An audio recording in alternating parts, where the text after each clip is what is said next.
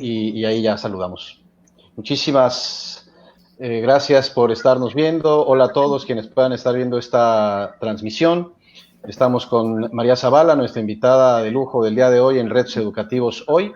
Estamos siempre Sofi, Liz y un servidor en esta dinámica que hemos iniciado hace algunas semanas y que vamos invitando gente que se dedica al tema educativo en sus distintas vertientes. Ahorita vamos a presentar un tanto a María y todo lo que hace, porque hace muchísimas cosas, y antes de entrar aquí al aire le estábamos diciendo que nos da mucho gusto conocerla en persona, aunque sea a la distancia, y que admiramos mucho el trabajo que realiza. Entonces, pues nada, bienvenida María. Muchas gracias por invitarme, estoy feliz. Sofi, Liz, den la bienvenida a María. Bienvenida María, muchísimo gusto tenerte. Igualmente. Pues ya 1000 veces, pobre María ya está abrumada con las recepciones, pero desde que nos confirmó por el Twitter, gracias otra vez, gracias. Ahora sí públicamente gracias por acompañarnos. Pero sí, todo lo contrario, de verdad. O sea, yo no soy maestra, soy madre de familia, aparte de mi trabajo, pero vamos, como madre de familia, para mí los maestros tenéis un peso y una influencia brutal, siempre, pero hoy en día ya es innegable. Entonces, compartir espacio con gente que por vocación se dedica a acompañar a niños ajenos en el aprendizaje, para mí es un gusto. Muchas gracias. Gracias. Así es, pues voy a compartir aquí rápidamente en la pantalla una semblanza que está tomada directamente de la página de internet de María, que la pueden encontrar como iwomanish.com, pues para que podamos ver ahí un poco su semblanza, como dice ella, principalmente pues madre de familia, y que la vida la ha llevado hacia el ámbito de la tecnología y de cómo esa tecnología que está entrando en nuestros hogares, que está entrando en nuestras vidas, o al menos así lo interpreto yo, ha hecho que nos planteemos la situación de cómo convivimos en este mundo del Internet, en este mundo virtual, en este mundo de las redes sociales. Porque al final, pues somos personas y las personas siempre hemos tenido, vamos a llamarle así, códigos de conducta o códigos de relaciones entre nosotros.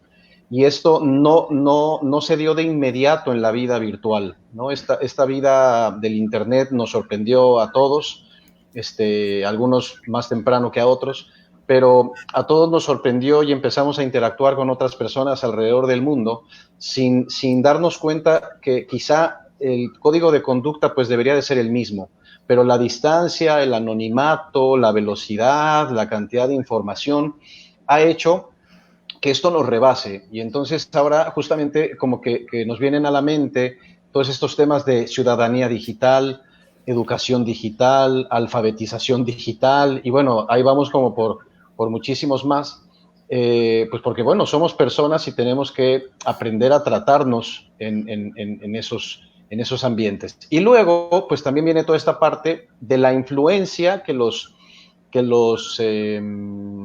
medios digitales están haciendo en las familias, están haciendo en los niños, en los jóvenes y también en los adultos, por supuesto, porque no estamos exentos de nada de eso, ¿no? Entonces, nada más como introducción, Sofi, Liz, la que quiera empezar a platicar o a preguntarle alguna cosa a María, adelante.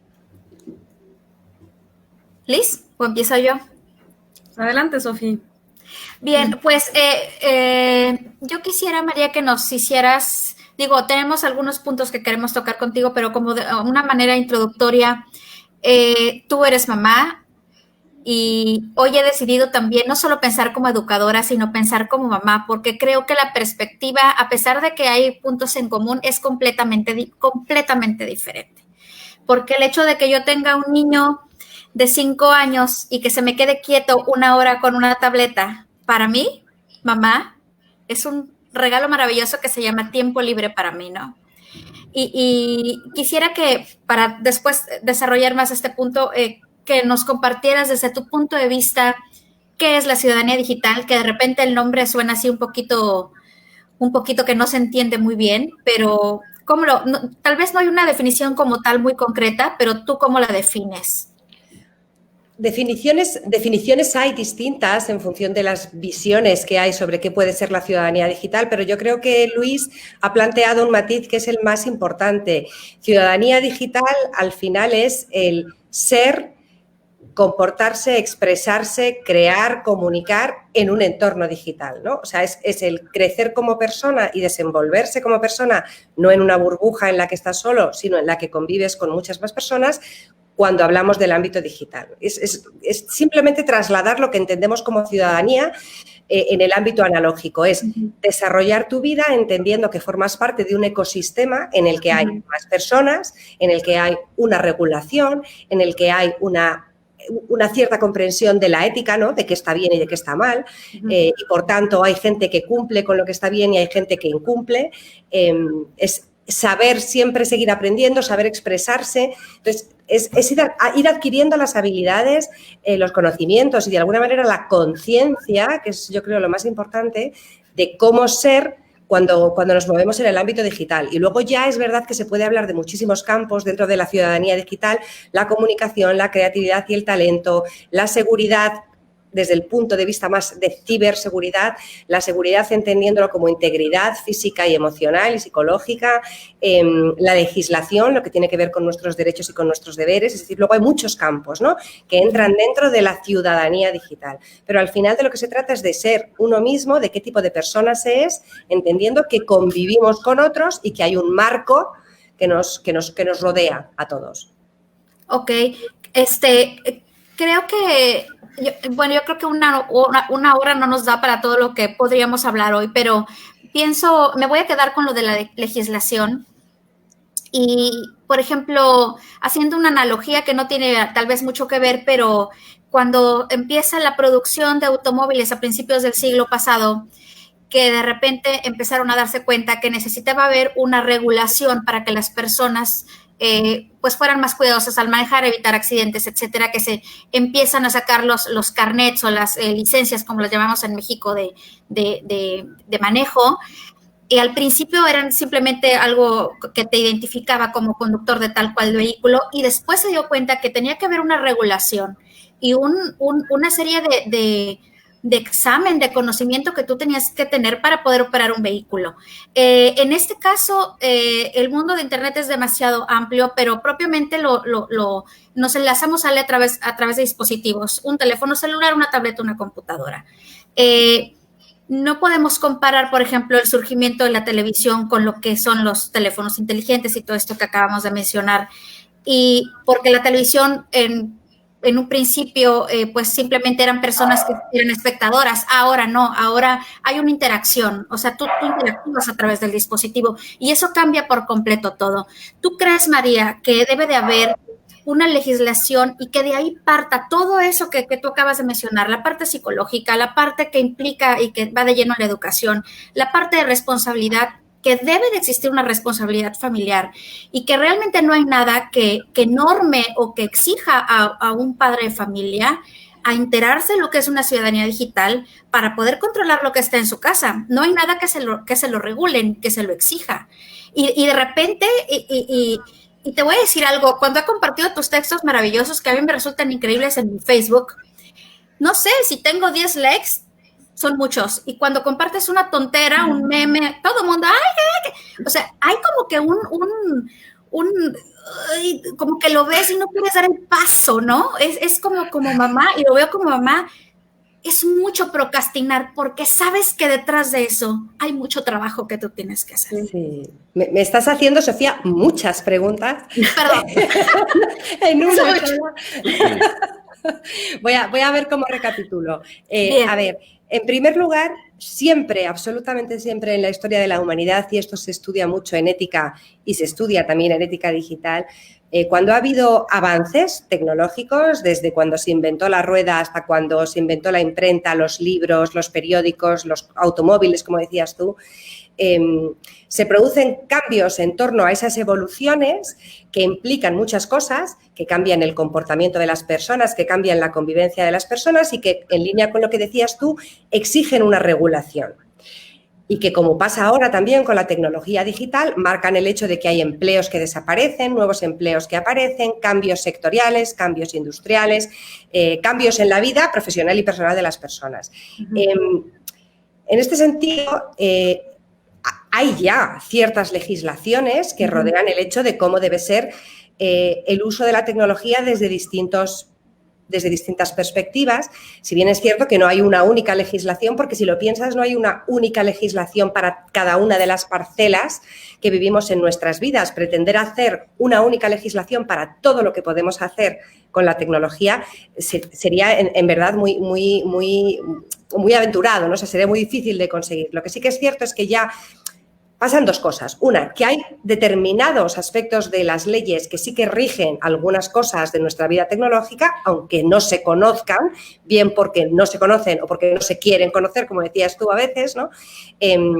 Y por otra parte, que la legislación, la normativa que los estados o los grupos de estados van creando, se crean como respuesta a situaciones que ya se dan. Es decir, la legislación no va al mismo ritmo que el uso. En el uso vamos por delante, que es un poco también lo que decías con los automóviles. O sea, primero empezó a haber un automóvil, luego 2, luego 3 por ciudad, luego más, luego ya hubo que regular el tráfico, luego la propiedad, luego ya formar al conductor. Entonces, claro, bueno, pues no va al mismo ritmo, ¿no? Esto por una parte en cuanto a la legislación, pero que sí que existen normativas que rigen a nuestra vida digital a determinados aspectos. Otra cosa es que estén disponibles o fácilmente accesibles al usuario, no siempre lo están, y otra cosa es que queramos enterarnos de que existen, pero existen. Y en el campo concreto de lo que un menor puede hacer con la tecnología también hay legislaciones, ¿no? En el caso concreto de Europa, desde el 2018 tenemos la actualización del Reglamento de Protección de Datos que al menos hace alusión respecto a la privacidad de los datos de los menores, de que para poder utilizar servicios de información en línea, crearse perfiles en redes sociales, participar de apps de mensajería, etcétera, etcétera, si tienen menos de 14 años deben hacerlo con consentimiento paterno expreso. ¿Qué pasa? Que no solo tenemos la legislación, necesitamos de alguna manera el acompañamiento, por supuesto, de las familias, que lo sepan y lo cumplan, pero también de las compañías tecnológicas que implanten medidas que faciliten este consentimiento, ¿no? En este sentido, que es verdad que se las acusa de que no hacen nada, podrían hacer más sin duda, pero bueno, existen, o sea, ellas sí que van creando de alguna manera pasos para que un menor que se quiere crear de repente un perfil en Instagram poniendo su edad real es 12, si pone su edad real y es 12, Instagram no le deja, le pide otra edad y si es menor de 14, le pide el correo electrónico de un padre o tutor al que poder informar de que no se quiere crear un perfil en Instagram. ¿Qué pasa? Que los menores ponen el correo de un amigo o ponen una edad falsa, pero este no es un problema legislativo, es un problema de conducta social que también ha habido en otras épocas de la historia porque siempre ha habido niños o jóvenes que han hecho trampas, ¿no? Por decirlo de alguna manera. O sea que en ese sentido también hay que trabajar la confianza en la familia. Yo hago muchos talleres con estudiantes que me reconocen que no pueden fácilmente hablar de tecnología en sus casas porque la primera reacción que tienen por parte de sus padres es de ¿cómo? ¿Qué quieres qué? Que sigues a ese youtuber, pero es que siempre estáis pendientes del móvil, es que ya no, ¿no? O sea que tenemos ese primer conflicto no de brecha digital de cuánto sabemos de tecnología, padres e hijos, sino de esa brecha digital de cómo lo percibimos. Queremos que tengan la misma infancia que tuvimos nosotros y es imposible que tengan la misma infancia que tuvimos nosotros. Esa infancia no existe, claro, porque ahora hay otras cosas. Entonces, ni podemos darles barra libre de tecnología, ni podemos realmente prohibirles toda tecnología, porque entonces perderemos la oportunidad de guiarlos, ¿no? Yo creo que es más eficaz y creo que es posible generar una confianza en la que tú también seas, como padre o como madre, un interlocutor válido en lo digital para tus hijos. Pero claro, eso no lo construyes cuando el niño tiene 13. Lo tienes Totalmente. También en lo digital, cuando tienes un niño, como tú comentabas, de 5 años, en el sentido de que hay un momento para que tú veas algo en una tablet y un momento para otra cosa. Y que cuando tengas ese rato de tablet que a ti, Sofía, te da tiempo para ti, sea un tiempo de pantalla con intención, con propósito, de un ocio que el niño entiende que es compatible con otros y a ser posible que tenga una relación con lo que le gusta fuera de una pantalla, ¿no? Entonces son muchos temas muy diferentes, pero por resumir, sí hay legislación que tenemos que intentar conocer, esa legislación no es suficiente porque va por detrás del uso real. Y en todo caso, además de la legislación, necesitamos entender que las familias tenemos que hacer un ejercicio real de mojarnos las manos, de meternos en el barro en este tema de la educación en la era de Internet. Y esto implica aprender un poquito, pero no necesariamente saber informática. O sea, aprender un poquito para poder ser los referentes que nuestros hijos necesitan. Bien. Ahora que comentabas, perdón. No, qué interesante todo, adelante.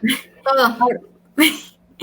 Yo digo, yo no soy mamá, entonces como que todo este plano me ha captado más por dos aspectos. Mi hermano es menor de edad y también yo como maestra, como también me ha llevado a explorar cuál es pues mi función respecto a educar y formar a mis alumnos que están como por la edad como adolescente, ¿no?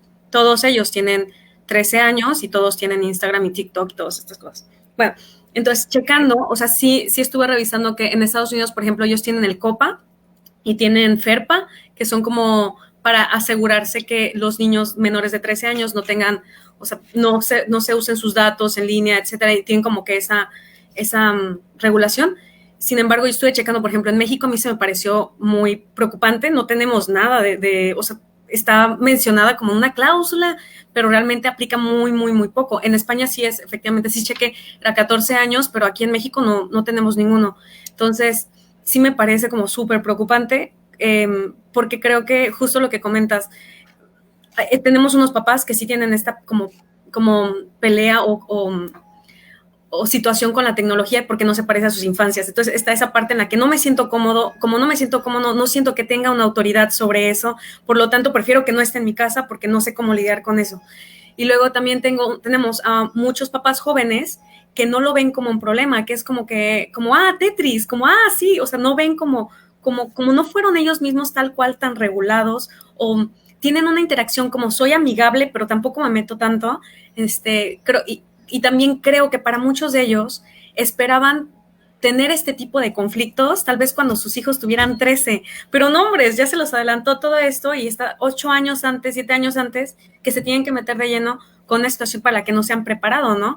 Entonces sí creo que, o sea, me parece muy interesante ese aspecto, creo que es un reto para muchas familias jóvenes que justamente se van a tener que formar y van a tener que buscar cómo pueden convivir con este ecosistema y sus hijos dentro de él, ¿no?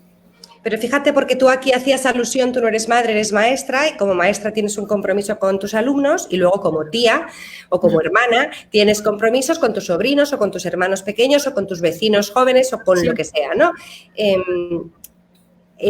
Aquí el tema es que, aparte de que tengamos esa regulación, y sí que es cierto que la sociedad civil también tiene que poner encima de la mesa esa necesidad de que el país regule lo que preocupa, porque no vale solamente que todo el mundo esté preocupado por lo que pasa con los menores en Internet. Entonces, alguien tiene que decir, bueno, entonces, ¿qué hacemos? Aunque solo sea copiar lo que se hace en otro sitio o desarrollar ciertas normativas, ¿no? Lo que sí que es cierto es que hasta ahora lo que se está haciendo en el ámbito de las costumbres digitales, de los hábitos, de los límites, de a qué acceden en Internet los menores, todo el peso se está poniendo, y con ello toda la presión, en los padres de familia. Que es lógico, porque somos los que tenemos que educar y somos los responsables, ¿no?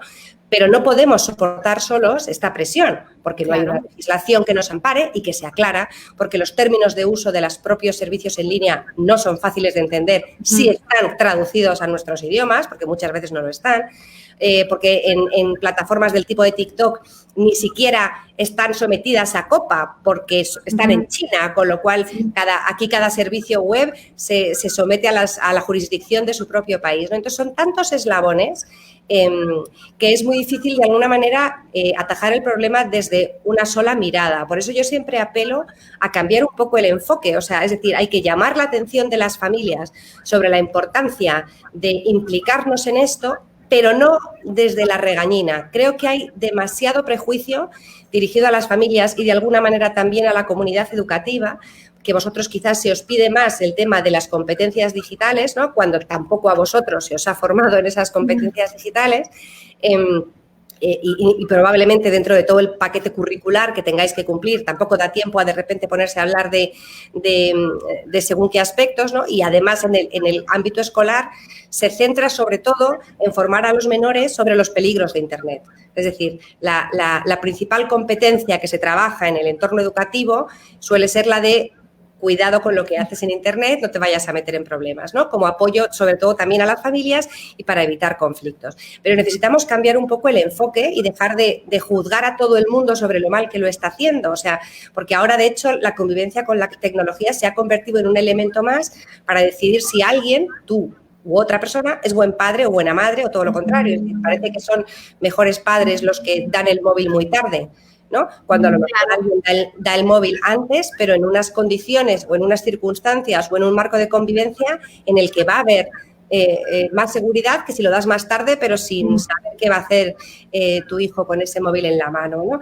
Entonces, de alguna manera hay que tratar yo por lo menos defiendo que hay que poner un mayor foco en el tema de los hábitos, trabajar los hábitos digitales de las familias desde que los niños son pequeños, en hacer más accesible una información contrastada a las familias, porque yo como madre, o sea, los lunes leo que un videojuego tal es peligrosísimo porque provoca adicción y los jueves leo que los videojuegos contribuyen a desarrollar la inteligencia espacial de los niños. Ya no sé qué es lo que tengo que hacer. Totalmente. Cuando yo doy una conferencia y me paso 1 hora y media hablando, el padre viene y me pregunta, sí, pero ¿cuánto tiempo de pantalla es demasiado tiempo de pantalla? ¿Cuánto le debo dejar a mi hijo para asegurarme de que no se hace adicto? O ¿cómo consigo que a mi hijo no le hagan ciberbullying? ¿O cómo consigo que mi hija no practique el sexting? ¿O cuál es la edad idónea para que tengan un móvil? Buscamos respuestas absolutas los padres y esto es porque nos están informando con preguntas que solo dan lugar al sí o al no. Déjales los videojuegos o no te los dejes. Dale móvil o no se los des. Déjale tiempo de pantalla o no. Esto es malo, esto es bueno. Porque por una parte te están hablando, ¿no? El ciberacoso, el grooming, el sexting, la adicción, el tiempo de pantalla, los niños distraídos, los niños que ya no piensan, perdemos el cara a cara, los niños no se entretienen. Por otra parte te dicen que tienen que tener competencias digitales, los empleos del futuro, inteligencia artificial, realidad virtual, el Internet de las cosas, que van a tener que saber de todo esto. Entonces, claro, tú estás ahí en un limbo como madre y dices, pero ¿a mí quién me da las herramientas? ¿Dónde me informo sobre esto? ¿Cómo lo hago en mi casa? ¿No? Entonces, hay que tratar de dar menos consejos absolutos y tratar de acompañar a las familias para que las familias acompañen a los niños. Y de alguna manera, como el niño es el último objetivo, la única manera que hay de conseguirlo, en mi opinión, es dejar de lado los prejuicios. O sea, yo no te juzgo a ti si tú das el móvil antes o después o dejas a tu hijo de 5 años ver vídeos en YouTube. Eso no te hace mejor o peor madre que yo. No te voy a juzgar por eso, igual que no te juzgo si les pones brócolis o les das un donut.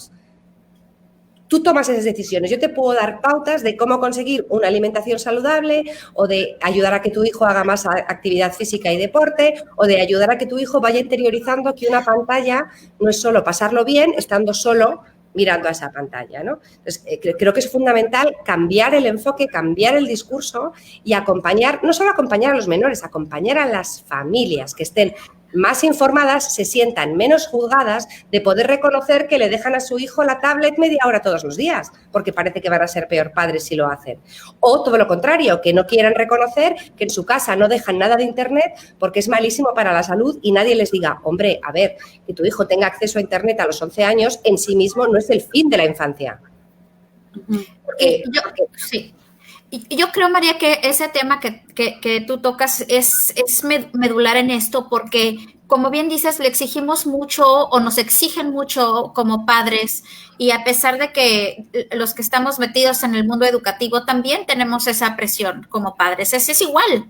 Somos papás y tenemos hijos que igual se conectan a deshoras y más en esta situación que estamos pasando. Pero, ¿de qué manera podríamos nosotros hacer pues, ¿qué sería? Un equipo gobierno, a lo mejor, porque, déjame lo explico mejor.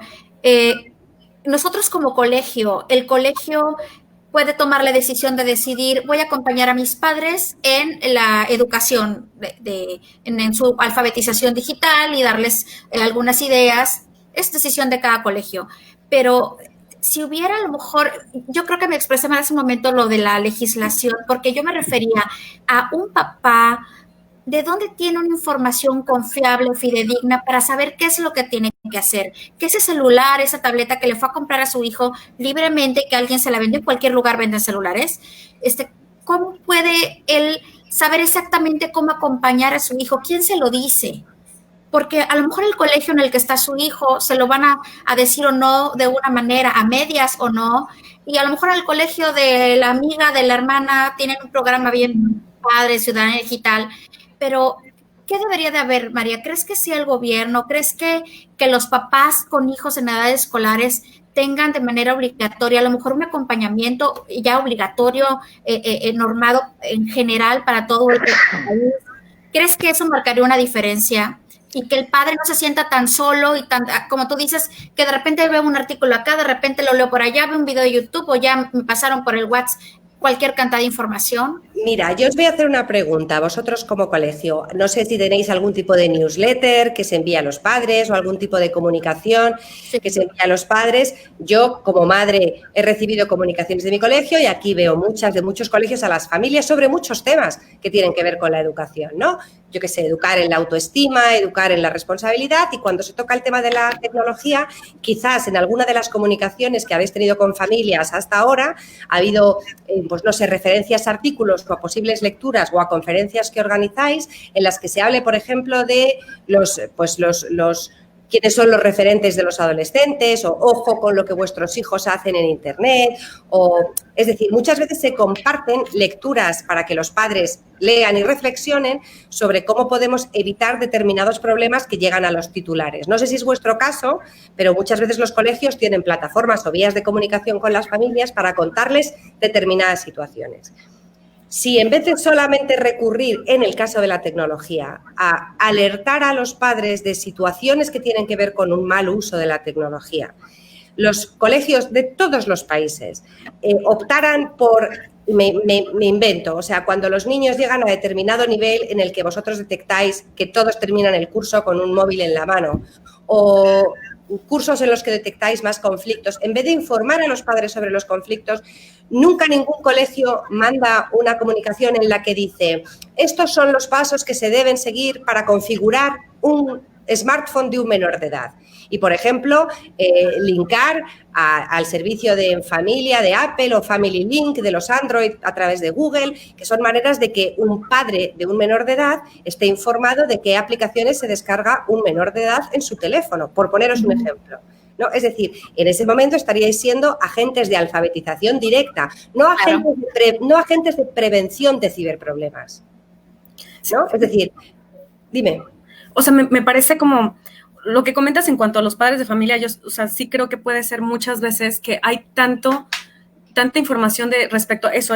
Tienes todo de cómo tienes que permitirles el móvil y todo eso, pero también tienes de nutrición, pero también tienes de dónde mandarlos a la escuela.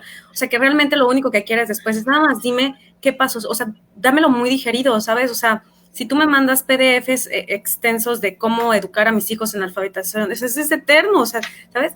Yo justamente ayer, estaba yo buscando algunas formas para hacer mi cuenta personal. Generalmente las que tenemos como del colegio así son como muy protegidas y tienen muchísimas esas opciones, pero estaba viendo como para otros, unos amigos que también trabajan en otros colegios, qué opciones tienen ellos para proteger a sus jóvenes, ¿no?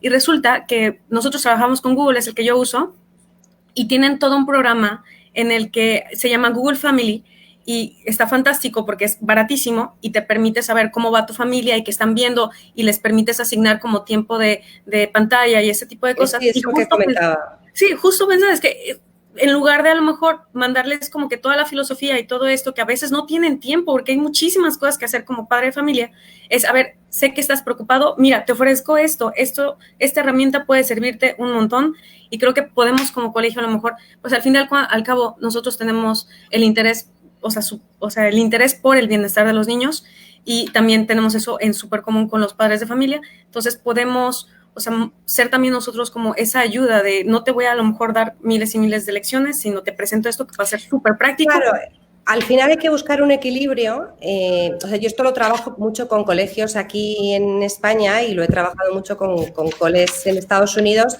a través del Instituto de Ciudadanía Digital allí, ¿no? Pero de alguna manera, o sea, es verdad que a los colegios y a las familias a veces nos cuesta trabajar juntos. Nos cuesta. En teoría todos queremos mucho a nuestros hijos y a nuestros alumnos, pero no siempre encontramos la manera. Yo no sé si ha pasado en México, pero aquí en España, con la pandemia y el paso a las clases virtuales, el primer mes esto parecía la guerra entre los padres de familia y los profesores. Los padres de familia se quejaban de que los profesores no estaban a la altura de lo digital y los profesores se quejaban de que los padres queríamos la guardería para los niños, ¿no? Que la escuela es un lugar para aprender y no una guardería para que los cuiden. Entonces, de repente, durante un mes, en lugar de estar todos trabajando juntos, intentando entendernos los unos a los otros, nos estamos peleando. Pero luego a los niños les pedimos que sean muy empáticos, ¿no? Es una contradicción enorme que lo que a los niños les pedimos que sean mejor que nosotros. Sí. Es curiosísimo, ¿no? O sea, y que usen la tecnología súper bien cuando nosotros no lo hacemos. Es una cosa curiosísima el nivel de exigencia que les pedimos. Pero a lo que voy, lo que trabajo mucho con los coles es que los coles se conviertan de alguna manera en el pilar que efectivamente acompaña a las familias en este tema, igual que lo hacen en muchos otros. Y eso requiere dos cosas. El acompañamiento que decía antes, desde la serenidad, o sea, no desde la constante alarma, cuidado que esto es muy peligroso, cuidado que esto no sé cuántos, que están haciendo TikToks, que esto es terrible, no sé qué, porque a veces es terrible, pero a veces no. El equilibrio entre eso y otra parte en la que les digáis, si estáis preocupados como estáis, entonces hay que ocuparse. O sea, no se puede delegar. No se puede decir, bueno, pues que Google y Zuckerberg eduquen a mi hijo en el uso de Internet, ¿no? O sea, tenemos que ser nosotros. Y es verdad que ahí solo vosotros como colegio podéis conocer el nivel de alfabetización digital de las familias, que será probablemente muy variado.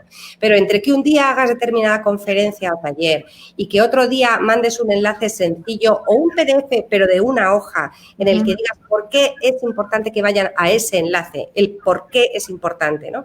Y sobre todo, yo creo que al final lo más importante es que toda la comunidad educativa, familias, centro y docentes y estudiantes reciban mensajes coherentes.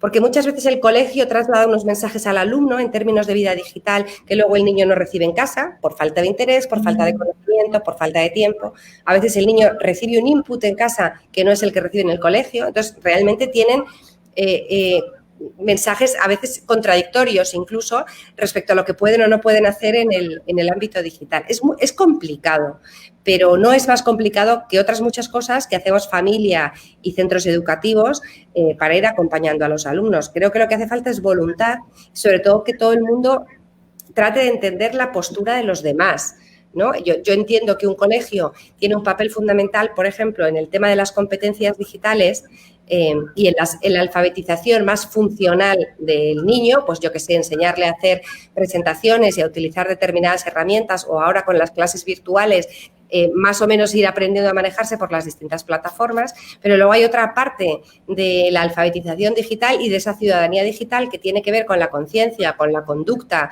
y con la esencia más íntima de la persona, que solo se puede enseñar en casa. Pero esto hay que explicárselo a los padres.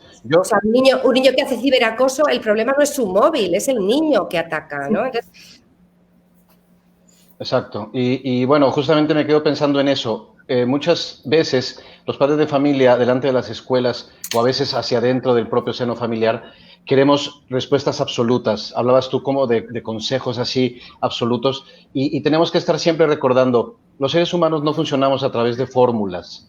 No es que a todos los niños se les ponga 2 más 2 son 4 y todo el mundo va a dar los mismos resultados.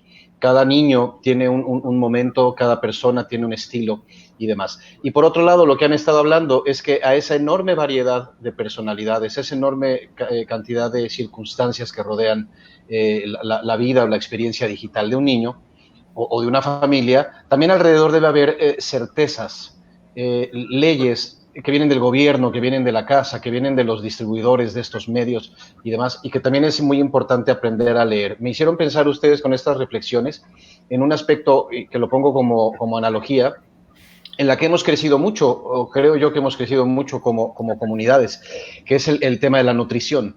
Hace años, los alimentos que nos comíamos o no traían la información nutrimental o nadie la leía. Y todo el mundo consumíamos hasta que el sobrepeso se hizo un problema. Y en el momento en el que el sobrepeso sí es un problema, entonces todo el mundo regresamos al tema del plato del buen comer y todo el mundo le empezamos a hacer caso a los cuadritos que vienen ahí y entonces ahora ya todo el mundo contamos calorías y ya todo el mundo contamos grasas saturadas, etcétera. Y un poco lo que decía María es eso, o sea, no puedo consumir y consumir y consumir, sino de repente digo, a ver, este teléfono celular seguramente tiene una manera de configurarlo. Este navegador, como decía Sofi, seguramente tiene una manera de restringir algunas cosas, ¿no? Y a partir de esas certezas, entonces sí, educar, y no nada más así en lo que decía, así como un tajante no o un tajante sí para todos, claro, sino es que como basado, ¿no? Tú fíjate, Luis, porque precisamente con la analogía que tú comentas de la alimentación saludable, ¿no? A ninguno nos parece hoy por hoy que tengamos que ser expertos diplomados en nutrición para inculcar hábitos saludables a nuestros hijos, ¿no? Y cuando le dices, tienes que comer fruta y tu hijo te dice, ¿por qué? No quiero, prefiero un bollo, tú no dices, no sé, porque yo no he estudiado nutrición, no estoy segura de por qué, dices, pues porque es más sano, hay que comer de todo, o sea, tienes enseguida argumentos. Aunque a ti tus padres te dijeran otras cosas, porque en esa otra época se decía de otras maneras. En el tema de la tecnología sentimos mucha menos asertividad y nos parece que tenemos que ser expertos para poder dar a nuestros hijos consejos u órdenes, a veces con límites, porque también hay que saber decir que no. Lo que sí que es cierto es que la tecnología no entra en la vida de niños y adolescentes por la chimenea. Entra porque los padres la metemos en casa. Siempre. Sí es. Un asistente virtual, un móvil, una tablet, una Smart TV, lo que sea. Nosotros la metemos en casa. Por responsabilidad deberíamos intentar tomarnos el tiempo de saber qué estamos metiendo en casa. No porque sea peligroso, sino porque va a estar en manos de nuestros hijos. Lo que no podemos hacer después es decir que la tecnología es malvada porque hay pornografía online accesible a nuestros hijos.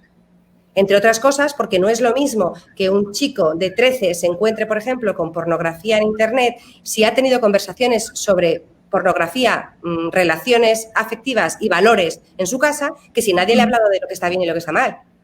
No sé si me explico. Sí, entonces, sí. claro, al final hay otras cosas que son las importantes. Como decía antes Sofía, ¿da pereza? Sí.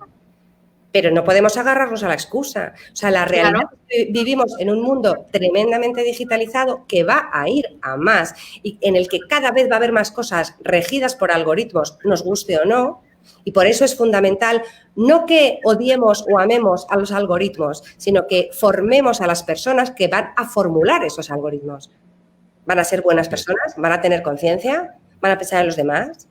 ¿O va a estar todo regulado por las corporaciones y los gobiernos? ¿Qué papel vamos a tener los ciudadanos? ¿No? O sea, ¿qué queremos que nuestros hijos, qué valores queremos que tengan en un mundo que también es digital? Si solo queremos que tengan los valores de cuando no había Internet, ¿qué hacemos? Porque van a crecer y va a haber Internet. Entonces necesitamos nosotros como usuarios, que ya lo somos, y como responsables adultos de estos menores, también entender la época en la que están creciendo para darles las herramientas que necesiten. Y no hace falta ser informático. Yo estudié letras puras, hay 1000 cosas que no entiendo de la tecnología, pero igual que hago el esfuerzo de aprender otras cosas, hago el esfuerzo de aprender de esto. Si a cualquiera de nosotros nos dicen hoy que nuestro hijo es celíaco, alérgico al gluten, intolerante al gluten, tú no dices, yo no fui celíaco de pequeño. A mí no me han educado para ser celíaco o tener un hijo celíaco. Yo no voy a aprender ahora a ver qué le puedo dar a mi hijo celíaco. ¿Cómo me voy a poner a buscar tiendas donde compre cosas para celíacos? ¿Qué es esto? Yo no me voy a poner a... No dices eso. Dices, me voy a poner a ver qué es esto, en qué consiste esta intolerancia, dónde puedo comprar ingredientes para hacer comidas que mi hijo pueda comer, qué tiene que llevarse mi hijito a un cumpleaños para que no coma lo que comen todos y no le dé una reacción. Te formas, encuentras el tiempo para formarte. Y no te conviertes en un repostero chef ni en un experto en nutrición. Aprende sobre lo que necesitas. Entonces, nos guste o no, tenemos que aprender sobre lo que implica que nosotros y nuestros hijos vivamos en un mundo que está tremendamente conectado y que cuando tú abres sesión en un sitio y abres sesión en otro, eso se interconecta y que cuando te descargas una aplicación en un móvil, esa aplicación sabe mucho sobre ti y que cuando un menor hace algo en Internet hay algunos aspectos que deberían estar protegidos y que cuando un menor hace algo ilegal en Internet, el responsable legal y penal eres tú como padre. Entonces, habrá conversaciones que habrá que tener con nuestros hijos. Desde esa asertividad, no hace falta estudiar informática, hace falta confiar más en nosotros mismos de que esto también es algo de lo que nos tenemos que ocupar.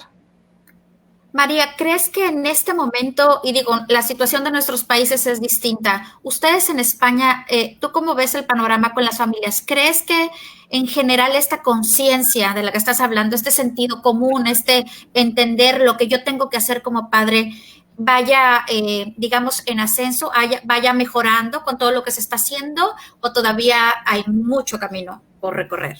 No, yo creo que en la mayoría de los países todavía estamos con esto tanto que se ha hablado con la pandemia de los picos y las curvas. Yo creo que todavía estamos en un pico de pánico, o sea, hay más reacción de temor a todo esto y a las implicaciones que tiene en la infancia y en la adolescencia. Y ese pánico, este discurso del pánico, que es necesario porque hay que saber cuáles son los peligros para poder intentar mitigarlos, evitarlos del todo es complicado, pero bueno, este discurso realmente todavía se está comprobando que no es eficaz. Es cierto que cada vez hay más familias conscientes de que hay que acompañar a los menores, ¿no? Pero te diría que no está del todo generalizado. Primero porque depende mucho del nivel de formación de los padres, del nivel socioeconómico de los padres, de los entornos de los padres. Marca mucho también la experiencia si los hijos van a un colegio pro-tecnológico o antitecnológico, porque todo eso acompaña a la percepción que la familia tiene, ¿no? Y porque todavía gran parte de las fuentes de información públicas están en el mensaje de evitar los peligros. Es decir, el mensaje suele ser protege a tus hijos de los peligros de Internet. Yo estoy de acuerdo con que hay que proteger a nuestros hijos de los peligros de Internet, pero nadie nos dice protege a tu hijo de tener arteriosclerosis por exceso de azúcar. No nos lo plantean así.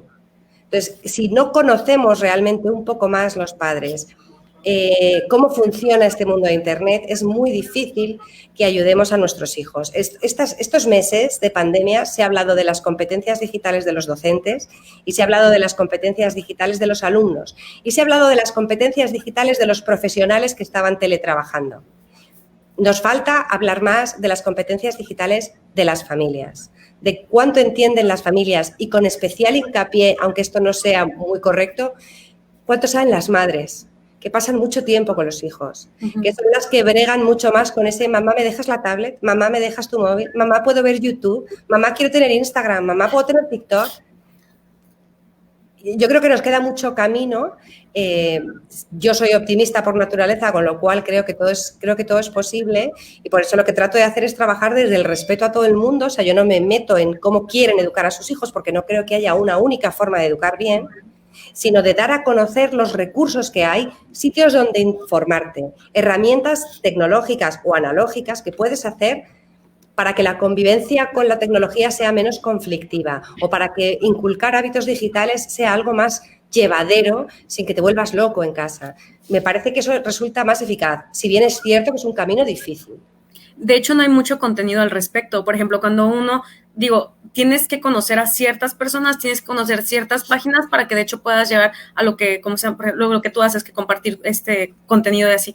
Pero, por ejemplo, si tú lo buscas realmente, una mamá que lo busque en Google o que lo busque en cualquier buscador, realmente son pocos, o sea, son poco lo que se habla en ese aspecto de cómo puede proteger, cómo puedo informarme, cómo puedo, y realmente tampoco hay muchos generadores de contenido que lo hagan como más digerible. Lo que comentaba Sofi, cuando tú compartes algo así en Facebook, a lo mejor no te ponen mucha atención, pero si compartes cualquier otra cosa sí lo hacen, porque realmente también el tipo de información que tienen no está tan digerido para que una mamá quiera hacerlo, o sea, un papá o mamá o lo que sea, quiera consumirlo de forma constante o lo vea tan en su entorno, ¿no? Yo creo que van surgiendo iniciativas de distinto tipo. O sea, es verdad que el panorama mexicano no lo conozco tan bien. Que piense ahora mismo cercanos, tenéis en Estados Unidos a Common Sense Media, que tiene muchos contenidos en español y que dan recomendaciones muy útiles y bastante realistas, ¿no? Y ya en inglés muchos más, pero que a mí me guste por el enfoque, el Family Online Safety Institute, ¿no? El FOSI, porque también me resulta una herramienta realista. En España hace unos años surgió el Internet Segura for Kids, que depende del Instituto Nacional de Ciberseguridad y que ofrecen muchísima información útil Yo, si queréis, os paso la diapositiva que suelo compartir en las presentaciones, porque tiene todas las webs que yo suelo recomendar para que podáis distribuir a vuestras familias, ¿no? Gracias. Pues, en Internet Segura for Kids, pero también está en Pantallados, también está el servicio PAD con mucha información muy focalizada también al tema de los videojuegos. También está Interaction con determinados contenidos que son también útiles. Hay distintos tipos de blog. Luego tenemos plataformas como Dialogando, que es de Movistar, que tiene sus versiones para los distintos países de habla hispana y que tiene también recursos, sobre todo muchos de reflexión, pero también algunos recursos prácticos, ¿no? O sea, muchas veces lo más útil no es buscar un montón de herramientas tecnológicas, sino especialmente con niños en la preadolescencia y en la adolescencia, abrir conversaciones. Es decir, que ellos vean que tú puedes hablar de todo esto sin llevarte las manos a la cabeza, que te pueden hablar del gamer que les gusta, del youtuber que les gusta, de la tiktoker que les gusta y del videojuego que les gusta, sin que tú digas, pero ¿esto cómo puede ser? Que te puedan trasladar lo que está pasando en su chat de WhatsApp sin que tú digas, es que ahora lo único que hacéis es estar en WhatsApp porque ya no sabéis hablar cara a cara, porque cuando yo tenía tu edad hablábamos cara a cara. Que no se encuentren con esa pared. Que detecten que tú estás dispuesto a hablar con ellos. Es decir, muchas veces lo que nos pasa, tú dejas a tu hijo de 5 años viendo vídeos de YouTube y cuando se acaba el tiempo, se acabó el tiempo. No, hay que hablar, ¿qué es lo que has visto? ¿Y de qué iba? ¿Y te ha gustado? ¿Y por qué no pintamos a ese personaje? ¿O por qué ahora no lo haces de plastilina? O sea, que forme parte de la convivencia, o sea, porque dejamos que pasen muchos años en los que sus vidas digitales están como al margen de todo, pero luego cuando son adolescentes queremos que nos lo cuenten porque empezamos a estar muy preocupados. Entonces hay que incluir sus vidas digitales en el resto de la educación que les damos. Normalizar todo esto y hacer como hacemos con la comida o como hacemos con las extraescolares o como hacemos con los planes en general. Un poquito, ellos forman parte de la decisión, pero la decisión última la tomamos nosotros. Sí. Sí, porque ¿cuántas veces no nos esperamos a que ocurran cosas serias como esta contingencia, por ejemplo, o cuando ya le pasa algo a un conocido, a un hijo, a un alumno, para entonces investigar cuáles son las cosas cuando debimos haber sido preventivos? Debimos haber tomado precauciones, no desde el miedo, como dices tú, pero sí desde la responsabilidad. Ahorita que hablabas tú así de memoria de tantas y tantas listas de lugares en donde se puede obtener esta información, yo mismo me sentía mal de decir, pero vaya, sí hay un montón de cosas, pero a lo mejor no estoy yendo a investigarlas porque no he tenido una necesidad al menos así tan de frente, porque no ha pasado nada malo. Y no, debemos ser prevenidos o precavidos, no desde el miedo, sino desde la responsabilidad, insisto, porque el mundo digital hoy, por ejemplo, nos está dando la muestra de que está, pero por todos lados en nuestras vidas. Antes a lo mejor era una especie como de accesorio y solamente para ciertas edades o personas, pero hoy esta contingencia nos hizo ver y este mundo no va a dejar de ser así, ¿eh? O sea, a partir de ahora será todavía más. Entonces, o nos ponemos esa premisa en la mente, o no vamos a poder prevenir realmente.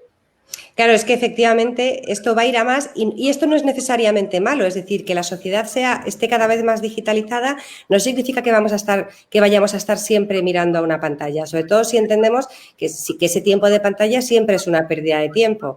Si yo hablo de que mis hijos han utilizado más pantallas durante el confinamiento, no puedo ponerlo todo en el mismo sitio de la balanza, porque además de ver vídeos que a mí me pueden parecer incomprensibles, han estudiado o han mejorado en algo que les gustaba o han hablado con sus abuelos o han consolado a su amigo que estaba hecho polvo por cualquier cosa, ¿no? Son pantallas, pero son distintas partes de la persona. Y también una persona tiene que poder perder el tiempo con una pantalla a día de hoy. No podemos pretender que los niños solo se aburran como nos aburríamos nosotros.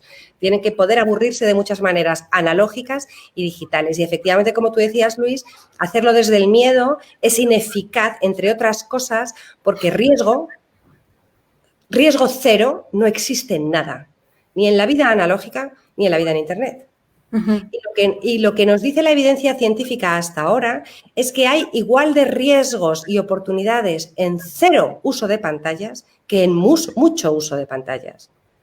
Con esto quiero decir que el hecho de que alguien no esté en ninguna red social o no tenga aplicaciones en un móvil o tenga un móvil analógico, desde el momento en el que tenga un correo electrónico y el Estado tenga sus datos y su historial médico o sus datos bancarios, puede ser víctima de un ciberataque, por ponerte un ejemplo. Luego, el riesgo cero no existe.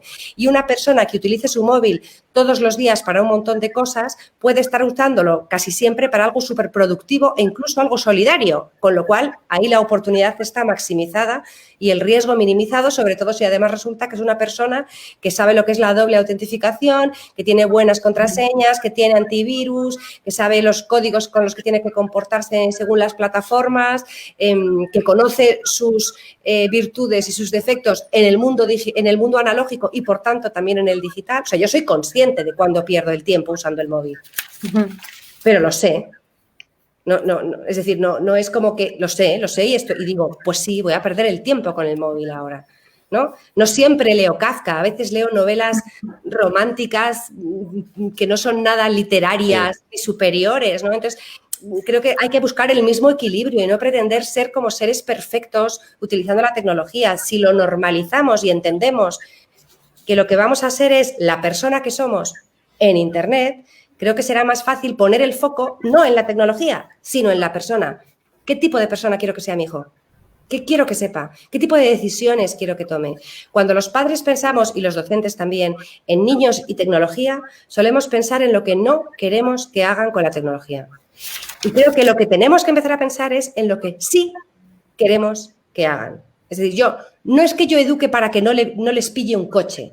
Yo les educo para que sepan que viven en una ciudad con tráfico. Bueno, pues yo no quiero pensar qué no quiero que le pase a mi hija en TikTok. Yo lo que quiero es qué me gustaría que mi hija hiciera en TikTok.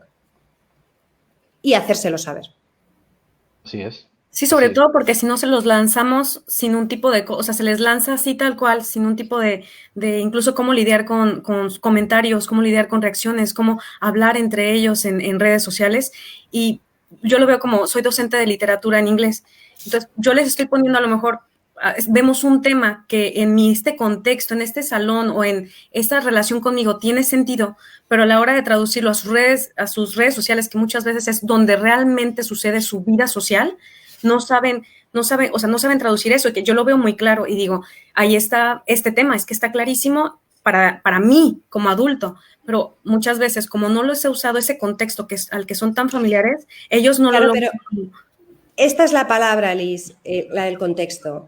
Y esta es la que tiene que luchar contra el mito de los nativos digitales y de que los niños saben mucho de tecnología.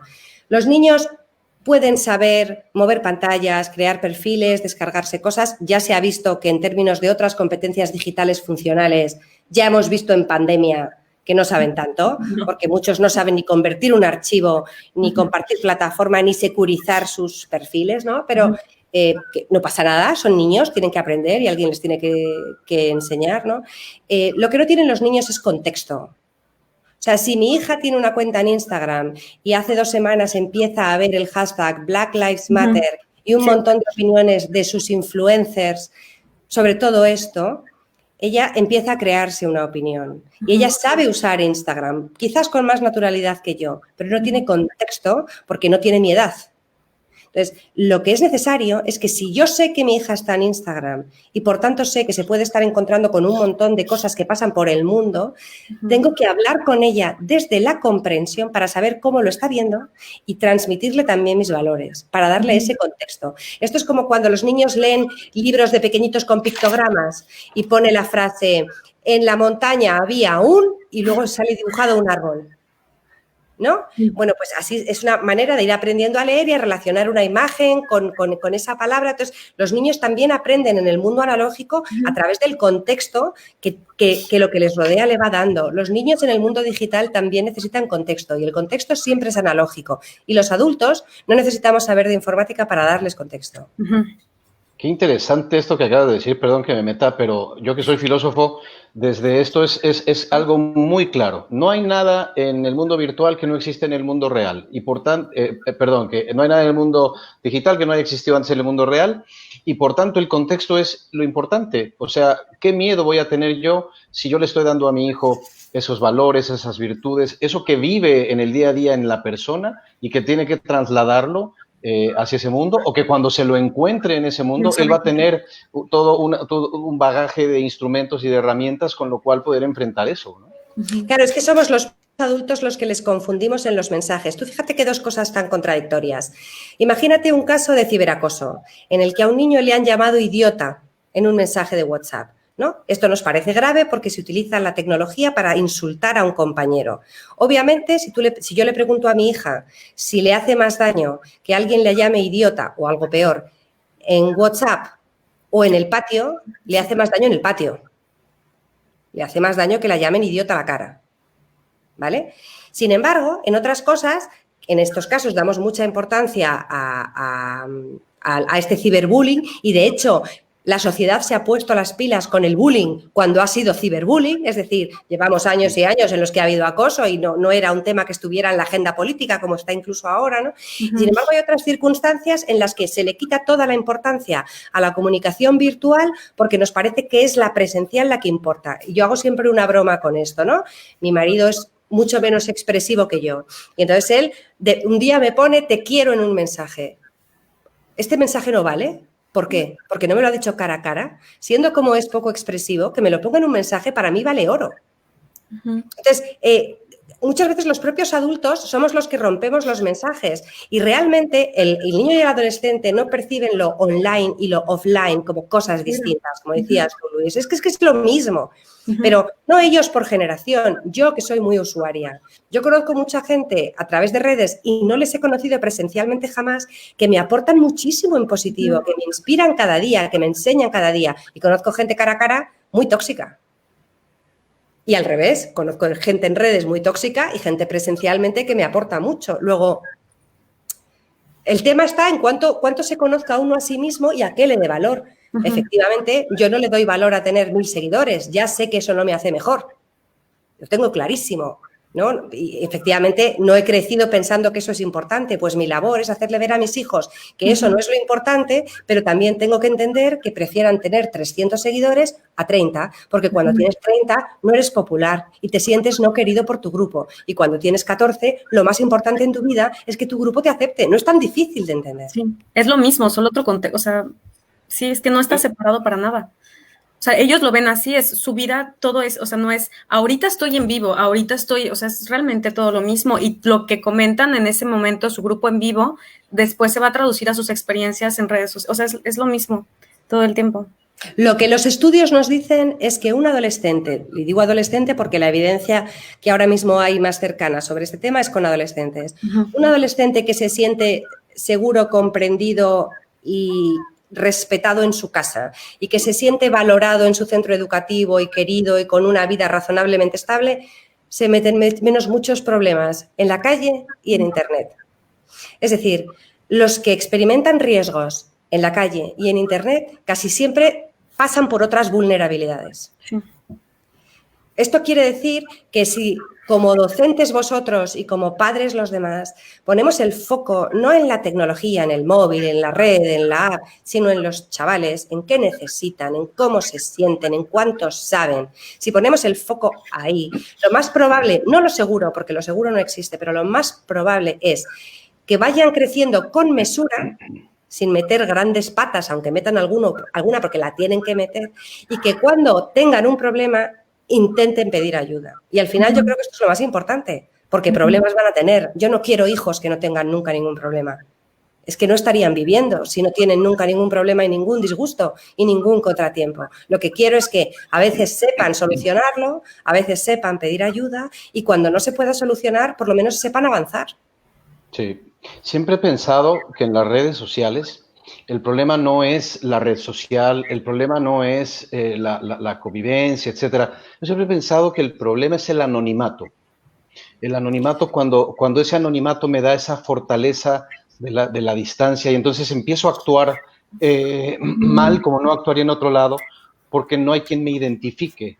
Porque creo que no hay una huella digital que siga mis pasos y todo, y cómo poder generar en nuestros hijos, por un lado, que no sean así, o sea, que sean la persona que son, decías tú, tanto en el mundo real como en el mundo virtual, que eso les quite ese anonimato, y que al mismo tiempo estén al pendiente de estar tratando con personas, con personas que son sinceras y que son lo que son ahí, y no con cosas que no saben realmente a quién se están enfrentando, porque están siendo anónimas, ¿no? Yo creo que aquí hay varias cosas.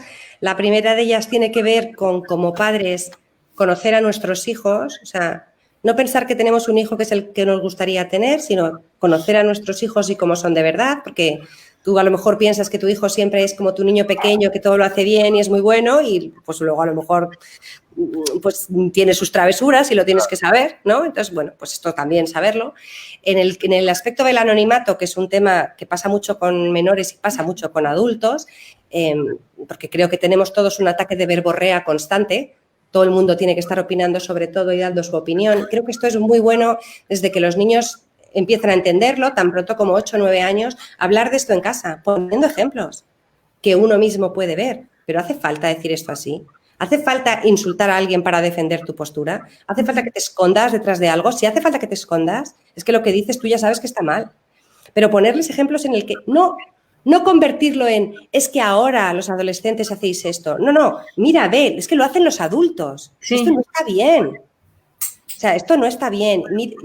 O ponerles incluso ejemplos de cómo tú expresas tus opiniones cuando utilizas Internet. Mira, yo soy tu madre y yo lo hago así, ¿tú qué crees? O sea, abrir más conversaciones sobre esto, porque lo hacemos en otras parcelas. No es como si yo estoy haciendo una dieta y mis hijos saben que estoy haciendo la dieta y un día hago trampa y les digo, es que no puedo más ya de dieta. ¿No? O sea, no tienen por qué ver perfección en sus padres constantemente. Entonces, creo que es mucho más sencillo.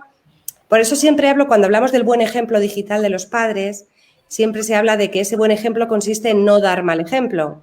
No tener el móvil todo el rato en la mesa o no estar siempre mirando al ordenador, no ser esclavo de las redes sociales, no practicar mucho sharenting, compartiendo información privada de nuestros hijos. Pero nunca se habla del ejemplo positivo, el positivo, que es que te vean utilizando la tecnología muy bien, de forma creativa, de forma solidaria, de forma equilibrada, compartiendo cosas sobre ellos con un motivo y un propósito. Uh-huh. Y otras veces, porque no tienes un motivo ni un propósito, no publicas nada sobre ellos. Es decir, ese ejemplo positivo creo que es muy necesario. Sí. Y obviamente no puede existir si los padres no utilizamos tecnología. Es decir, si mis hijos ven a mi marido programando, o ven a mi marido resolviendo un problema, o me ven a mí dejando la piscina para hablar con vosotros 1 hora, saben que es porque me gusta y porque aporto. Entonces, a mí eso me parece que forma parte también del ejemplo positivo. Me ven estudiando para aprender cosas nuevas y no hablar todo el rato de lo que oyen ellos, de que todo esto es muy malo para los niños. ¿No? Me ven que me reciclo y que estudio y que no me contento y que venga, que vuelvo a buscar, ¿no? O yo qué sé, con cosas así. O que un día me pego un atracón de Netflix, pero otro día digo, no, hoy voy a hacer una tabla de gimnasia, ¿no? Claro. También lo tienen que ver. ¿Crees que como educadores, ahora sí ya hablando como educadores, ya tenemos el tiempo encima, María, debemos de partir, y creo que me parece muy importante lo que nos dijiste al principio, de no juzgar y de tener esa premisa en los colegios, no juzgar al papá que hace o no hace o tiene tal o cual conductas y mirarlo desde ese punto de vista, que lo que necesitamos es hacer, no alarmar, no a partir del miedo, no anunciar cuestiones de tragedias y todo lo que nos llega por todos lados de cosas malas que pasan, sino educar y a lo mejor empezar con pequeños pasos concretos y útiles para las familias, ¿no? Esa creo que sería muy buena, algo muy bueno que pudiéramos hacer los colegios. Para mí es fundamental. Es cierto que hay unos límites, que cada forma de ver la vida se marca a partir de lo cual a ti te parece que algo está bien o mal, pero creo que hay que empezar a juzgar menos a los demás, o por lo menos a juzgarte tú igual de severamente antes de juzgar al de enfrente, ¿no? Porque, bueno, pues es el primer ejercicio de esa empatía, ¿no? Entonces, no juzgar, sino escuchar. Que también la familia te manifieste lo que necesita, ¿no? Y luego, pensando en vuestros estudiantes, poneros a disposición de las familias para acompañar, para informar. Y si tú un día vas a compartir algo que tiene que ver con la alarma, entonces que al día siguiente compartas algo que tiene que ver con la oportunidad, ¿no? Es decir, si tú ayudar a las familias no solo a proteger a sus hijos en la era de Internet, sino también ayudar a las familias a que ayuden a sus hijos a florecer en la era de Internet.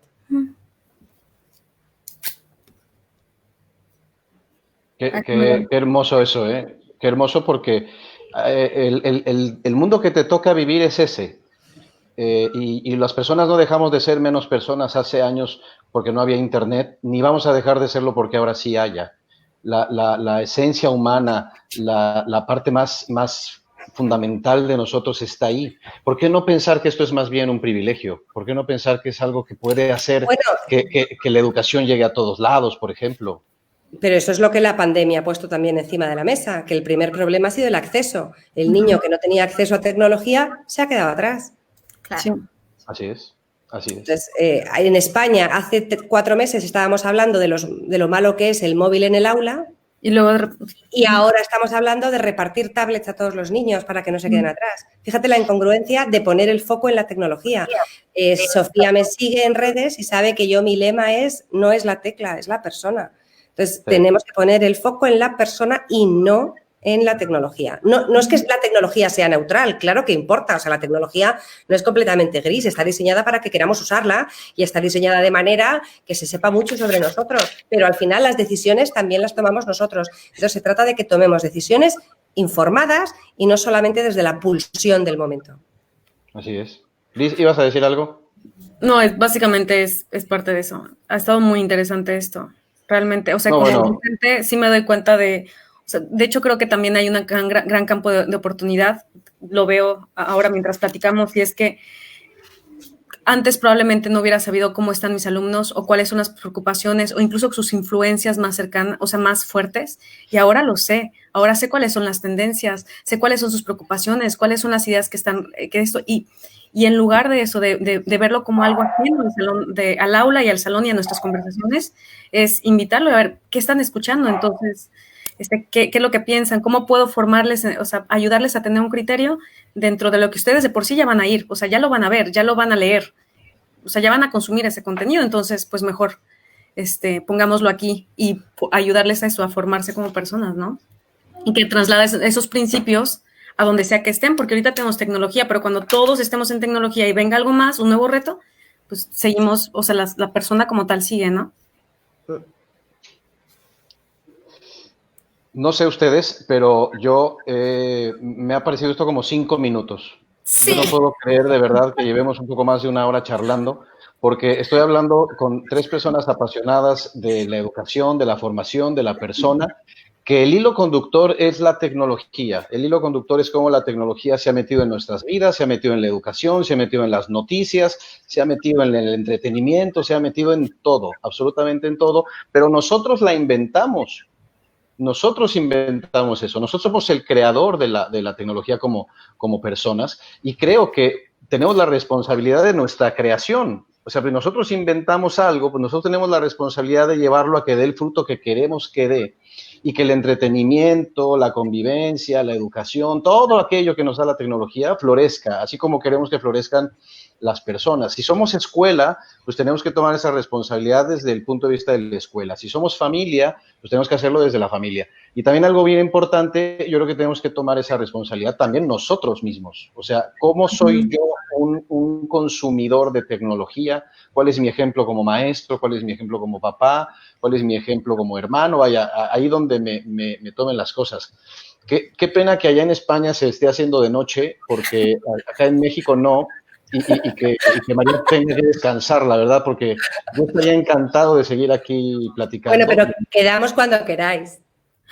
Sí, pues te vamos a tomar la palabra porque hay muchísimo que platicar. Oye, Sofi, tú revisaste un poquito todo esto que está haciendo María ahorita. Entre tú y ella, platíquenos un poquito de estos videos fantásticos que tienen de madre y padre 5G, porque están fabulosos. Que nos platica María. Está increíble. Deberíamos de compartir su blog para que entren a ver. Está increíble lo que comparte. Bueno, adelante, María. Eso no lo sé. El tema de una madre 5G, un padre 5G, bueno, fue fruto de que estaba ya 2 meses metida en casa y necesitaba hablar con alguien que no fueran mis hijos y mi marido. Y bueno, pues pensé en hacer los directos en Instagram porque estaba todo el mundo haciendo directos en Instagram. y tener cada día, pues una charla de media hora, 3/4 de hora con un padre o una madre, no necesariamente conocedores de la tecnología, porque algunos conocen, pero la mayoría se dedican a otras cosas, ¿no? Y hablar un poco de cómo habían vivido la convivencia entre familia y tecnología durante el confinamiento, porque lógicamente se ha intensificado, ¿no? Y cómo veían los próximos meses, cómo habían vivido el teletrabajo en el caso de los mayores, las clases virtuales en el caso de los pequeños y el tiempo de pantalla también. Este ocio en este momento de digital por defecto que hemos vivido todas las familias, ¿no? Y bueno, pues han sido conversaciones informales, porque yo soy rigurosa porque todo lo que digo no me lo invento, o sea, no es una opinión, es fruto del estudio, pero considero que llegas más a la gente con un poco de humor y con un poco más de sonrisa que desde la preocupación y como si dijéramos los pelos de punta, ¿no? Entonces trato de hacerlo pues con una sonrisa y compartiendo un rato agradable. Y bueno, pues ha sido una serie que está en la web y en mi canal en YouTube, pero sin mayor pretensión que charlar sobre cómo vivimos en las casas el tema de las pantallas, desde la compañía, desde la comprensión y desde nadie lo hace mejor o peor, todos lo hacemos lo mejor que podemos. Está fantástico. Nos están pidiendo ahí en el chat de Facebook que se comparta el blog. Yo estoy compartiendo la pantalla de la página de internet de iWomanish, desde donde se puede acceder a todo esto, se puede acceder a este material, se puede acceder al blog, lo pueden seguir ahí en iWomanish.com. Y la verdad es que es una página muy completa y muy intuitiva de cómo te va saliendo todo el material. María, ¿podrías escribirlo en nuestro chat para que Luis lo pueda compartir acá en los comentarios? Por favor. Sí, vale mucho la pena. Trae mucha información y la verdad, cosas muy concretas. Me gusta que incluyes, María, como manuales de como acuerdos, ¿no? Tienes por ahí algo para el uso del celular Sí, eso. Cogí cosas de Janelle Hoffman en Estados Unidos, que es amiga, y cogí parte de su contrato y luego trato pues ahora justo yo creo que en breve compartiré como el acuerdo al que yo llegué con mi hija cuando empezó a utilizar móvil, porque, bueno, pues por dar ideas para que la gente cree sus propios recursos, ¿no? Y piense que le puede servir en casa y vea que no hay una sola forma de hacerlo, ¿no? Que es todo como más flexible y hay muchas maneras de comer verdura, ¿no? Excelente. Híjole, pues bueno, nos vamos a tener que despedir por el horario, no para nada por una cuestión de aburrimiento, ni mucho menos, porque podríamos de verdad seguir aquí. Es un tema que nos interesa a todos porque lo vivimos todos los días, porque esta pandemia lo trajo a flote de una manera muy especial y porque todos de alguna manera en la escuela, en el trabajo, en las casas estamos viviendo esta realidad digital. Y por eso es tan interesante platicar con María. Síganla en Twitter, que también ahí está muy activa, en Facebook tiene su página eParental que hemos mencionado en este video y la página que hemos mostrado también. Les prometemos que aquí en Retos Educativos hoy la vamos a volver a invitar dentro de poco, que también tenga tiempo de descanso, pobre, porque... yo encantada. ¿No ves que a mí me encanta charlar? Pues sí, a nosotros también. No paramos. Pero bueno, tendremos un capítulo más adelante sobre esto y algunas otras cosas, se los prometemos. Por de todas formas, ya os hablaré, porque yo colaboro mucho en México con Eugenia Tamez, que ya lleva Educatec, que hacen temas de alfabetización y ciudadanía digital en coles allí en México, ya está en Monterrey, pero trabaja por todo el país. Y bueno, ya les hablaré para que os siga y para que conozca el cole. Perfecto, porque justo una de las grandes bondades de la tecnología es que nos une a todos más y hace que la información vaya, venga y que seamos una comunidad cada vez más unida, más sólida en lo educativo o en lo familiar. Entonces eso es una maravilla. María, te damos muchísimas gracias por estar aquí con nosotros. Sofi y Liz. Muchísimas gracias por tu tiempo y gracias por la pasión que tienes en esto y por darnos información que es súper pertinente y que aparte es súper realista, ¿sabes? Es ver la otra cara de la moneda y justo lo que comentabas al inicio es entendernos mejor, ¿no? Desde la empatía y desde el amor que les tenemos a los chicos, pues. Sí. Efectivamente. Gracias, María. Nos has dejado con mucha tarea que hacer, porque ya llené una hoja de lado y lado con todo lo que nos ibas diciendo. Creo que algo con lo que me quedo hoy es que nos tenemos que bajar un poquito los educadores del escalón de educadores y entender a las familias. Como papás tenemos que asumir el compromiso que implica tener, porque y dejamos tema para otra ocasión, porque Liz y yo platicábamos la vez pasada de ciertas compañías de streaming, que luego de repente los chicos tienen sus pantallas con el streaming libre en su cuarto, y ese es otro tema, ¿no?